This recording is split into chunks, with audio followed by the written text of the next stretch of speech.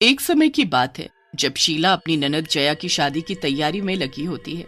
वो एक मेहंदी लगाने वाले को बुक कर देती है और घर जाकर अपनी ननद जया को इसके बारे में बताती है। जया बड़ी ही खुश हो जाती है कि उसकी शादी में उसको सबसे सुंदर मेहंदी लगाने वाला आएगा। सब लोग शादी की तैयारियों में जोरों शोरों से लग जाते हैं। कैसे पूरा हफ्ता निकल जाता है पता भी नहीं चलता। मेहंदी की रात सब नाचने गाने में मगन होते हैं कि तभी कविता बोलती है, अरे शीला, वो मेहंदी वाला कब आएगा? एक तो वो अकेला और सब इतने सारे हैं। वो कब आएगा और कब हमको मेहंदी लगाएगा? हाँ हाँ, मेरी बात हो गई है उससे, वो बस आने वाला होगा। तुम सब बेफिक्र रहो, सबको मेहंदी लगेगी और बहुत ही सुंदर। याद रखोगे। सब नाच गा रहे होते हैं कि तभी मेहंदी लगाने वाला आ जाता है। हाँ जी मैडम, मैं आ गया। अब बारी बारी से सब लोग आ जाओ। भैया, आप सबसे पहले दुल्हन को मेहंदी लगाओ और उसके बाद हम सब मेहंदी लगवा लेंगी। बस फिर जया अपने हाथ आगे करके बैठ जाती है। मेहंदी वाला मेहंदी लगाना शुरू कर देता है। देखो भैया, ऐसी मेहंदी लगाना कि सब देखते रह जाएं। मेरी मेहंदी सबसे सुंदर और एकदम अलग होनी चाहिए। आप चिंता मत करो मैडम, ऐसी मेहंदी लगाऊंगा कि आप याद रखोगे। हाँ। मेहंदी वाला जया को मेहंदी लगाना शुरू कर देता है। वो इतने सुंदर डिजाइन उसके हाथ में बनाता है कि जया और बाकी सब देखते ही रह जाते हैं। मेहंदी वाले का हाथ मशीन से भी तेज चल रहा होता है और वो तो फटाफट उसके दोनों हाथ में मेहंदी लगा देता है। दुल्हन की मेहंदी लग चुकी है। अब एक एक करके आप सब भी मेहंदी लगवा लो। आओ आओ, सब एक एक करके आ जाओ और मेहंदी लगवा लो। सबके बाद मैं भी मेहंदी लगवा लूंगी, अभी मुझे बहुत काम है। मेहंदी वाला सबको मेहंदी लगाकर वहाँ से अचानक चला जाता है और शीला की मेहंदी रह जाती है। शीला काम खत्म करके आती है तो मेहंदी वाला वहाँ से गायब होता है। अरे, ये मेहंदी वाला कहाँ गया? अभी तो यहीं था, मैंने तो मेहंदी भी नहीं लगवाई। शीला उसे हर जगह ढूंढती है पर वो कहीं नहीं दिखता। फिर तभी जया शीला को नाचने के लिए खींच लेती है। जया पागलों की तरह नाच रही होती है जैसे उसे कुछ होश ही ना हो। अरे शीला, ये तेरी ननद को क्या हो गया है? देखना कैसे अजीब तरह से नाच रही है। हाँ, तुम सही बोल रही हो। शीला जया को रोकती है पर वो शीला को ही गुस्से से देखने लगती है और उस पर चिल्लाने लगती है। ये सब देख आसपास के लोग हैरान हो जाते हैं। अरे, ये जया अपनी भाभी शीला से कैसे बात कर रही है? क्या हुआ इसे? पता नहीं, और देखो ना कैसे पागलों की तरह नाचे जा रही है। जया किसी के भी कहने पर नहीं रुकती। वो तो बस अपनी मेहंदी को देख देख कर नाचती रहती है। जया तब तक नाचती है जब तक वो थक कर नीचे नहीं गिर जाती। शीला और बाकी लोग उसे जल्दी से उठाते हैं और एक बिस्तर पर लिटा देते हैं। जया बेहोश पड़ी होती है और तभी शीला का ध्यान उसकी मेहंदी पर जाता है। जया की मेहंदी से तो खून निकल रहा है। कैसी बात कर रही हो बहू, ऐसा कैसे हो सकता है? अरे हाँ, सच में जया की मेहंदी से तो खून निकल रहा है। जल्दी से हमें इसके हाथ धुलवाने होंगे। जया की माँ जल्दी से बाल्टी भरकर पानी लाती है और उसमें जया के हाथ धुलवाती है। जया के हाथ धुलने के बाद उसकी मेहंदी का डिजाइन बदला हुआ होता है। उसके हाथों में अजीब से चित्र बने होते हैं, जैसे कि एक गुड़िया, मटका, खोपड़ी और एक भूत की शक्ल। ये सब देखकर वहां खड़े लोगों की हालत खराब हो जाती है। फिर इतने में जया को भी होश आ जाता है और वो उठते ही पागलों की तरह बर्ताव करती है। मेरी शादी है मेरी शादी है, आज तो मेरी शादी है। मेरे दूल्हे को बुलाओ, जल्दी बुलाओ, मुझे अभी के अभी अपने दूल्हे के पास जाना है। कहाँ चला गया वो? अभी तो यहीं था। जया की हालत बहुत खराब हो जाती है और अगले दिन उसकी शादी होती है, इसलिए सब परेशान हो रहे होते हैं। शीला जल्दी से डॉक्टर को बुलाती है जो उसे कुछ दवाइयाँ और नींद का इंजेक्शन देकर चले जाते हैं, पर अभी भी परेशानी दूर नहीं हुई होती है। जया के बाद अब बाकी औरतें भी जया की तरह बर्ताव करने लगती हैं। सबके हाथों से खून बह रहा होता है। बस शीला ही ऐसी होती है जिसके हाथ में मेहंदी नहीं लग पाई होती और वही अपने होश में होती है। मुझे ये सब उस मेहंदी वाले की गड़बड़ लग रही है।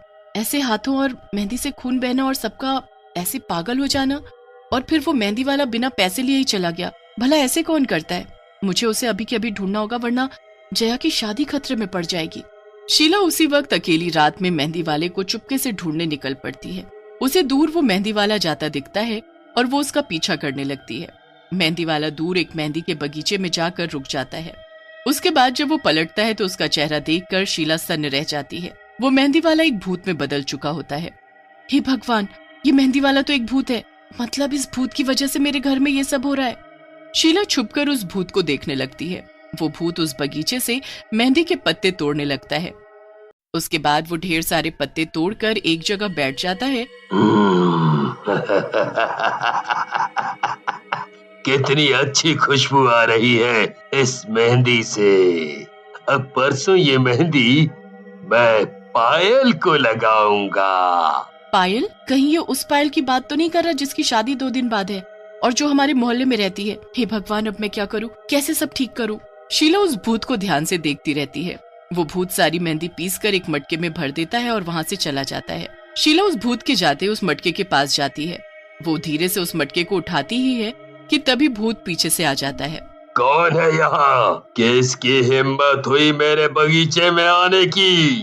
अरे तू तो वही औरत है जिसके घर कल शादी है। अरे पर अब तो शादी हो ही नहीं पाएगी, है ना? ये शादी जरूर होगी। मैं इस शादी को रुकने नहीं दूंगी। मेरी ननद की और बाकी औरतों की हालत तुम्हारी इस मेहंदी की वजह से हुई है ना, पर मैं सब ठीक कर दूंगी। मेरी ननद की शादी जरूर होगी और कल ही होगी। जिसको एक बार मैं मेहंदी लगा देता हूँ वो औरत पागल होने लगती है और कल तो उसकी हालत और बुरी हो जाएगी। बस देखती जाओ तुम। ऐसा क्या होगा कल? बताओ मुझे। मैं किसी को कुछ नहीं होने दूंगी। मैं तुम्हें अब किसी को मेहंदी नहीं लगाने दूंगी। किसी दूसरी दुल्हन के साथ ऐसा नहीं होने दूंगी। भूत इतना सुनते ही गुस्से में लाल हो जाता है और शीला को उठाकर इतनी जोर से फेंकता है कि वो दूर मेहंदी के बगीचे में जा गिरती है। शीला के सर में इतनी तेज लगती है कि वो उसी वक्त बेहोश हो जाती है। मुझे रोकने वाला कोई नहीं है, कोई नहीं रोक सकता मुझे।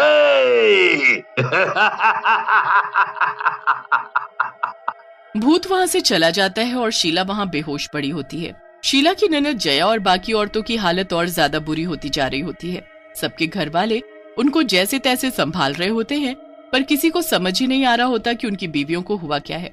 अगला दिन हो जाता है। शीला को होश आता है तो वो खुद को बगीचे में पड़ा पाती है। सुबह हो गई, मैं यहाँ पड़ी हूँ। आज तो जया की शादी है। घर में क्या हाल हो रहा होगा, मुझे कुछ करना पड़ेगा। शीला भागती हुई जाती है और एक बाबा से टकरा कर गिर जाती है। क्या हुआ बच्ची?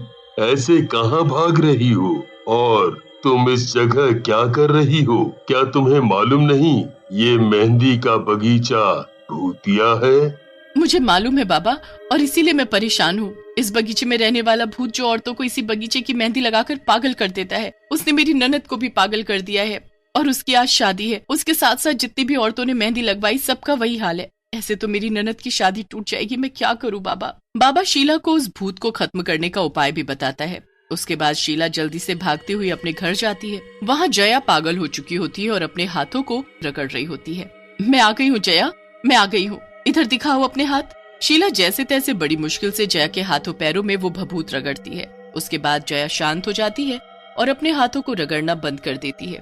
उसके बाद वो अपनी सहेलियों के घर जाकर उनके हाथों में भी वही भभूत रगड़ती है और वो भी शांत हो जाती है।